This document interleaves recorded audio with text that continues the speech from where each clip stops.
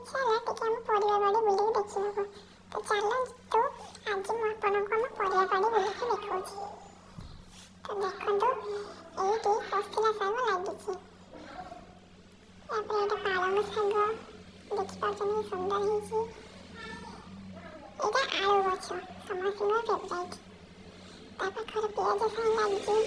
ତା ପାଖରେ ଗାଜର ଗଛ, ସେପଟେ ଧନିଆ, ତା ପାଖରେ ବି ପାଳଙ୍ଗ ଶାଗ, ସେପଟେ ଓଲକୋବି, ଏପଟେ କଲରା ଗଛ ଲାଗିଛି। ଏଇଠି ବି କଲରା ଗଛ ଲାଗିଛି, ଆପଣମାନେ ଦେଖିପାରୁଥିବେ। ଏଇଠି କିଛି ହଳଦୀ ଗଛ ଲଗା ହେଇଛି ସୁନ୍ଦର ଭାବରେ। ଏପଟେ କିଛି କଳମ ଶାଗ, ଏଇଠି ମଧ୍ୟ ଆଳୁ ଗଛ ଲଗାଯାଇଛି। ଆଉ ଏଠି ସୁନ୍ଦର ଭାବରେ ସେଇଠି ହଳଦୀ ଗଛ ହେଇଛି। ଏଇଠି କିଛି ମୂଳା ଲଗାଯାଇଛି। ତା ପାଖରେ କିଛି ଧନିଆ ପତ୍ର ମଧ୍ୟ ଲଗାଯାଇଛି। ସେପଟେ ନେଉଟିଆ ଶାଗ ଲଗାଯାଇଛି ଏବଂ ଏଠି କିଛି କଳମ ଶାଗ ଲଗାଯାଇଥିଲା ଯେଉଁଟା ଆଜି ଆମ ଘରେ ହେଇଥିଲା, ସେଇଠି କଟା ହେଇକି ନିଆଯାଇଥିଲା। ତ ବାଡ଼ିଟା ଦେଖିପାରୁଥିବେ ସୁନ୍ଦର ହେଇଛି, ଗଛ ପତ୍ରରେ ପୁରା ଭରପୁର ହେଇଛି।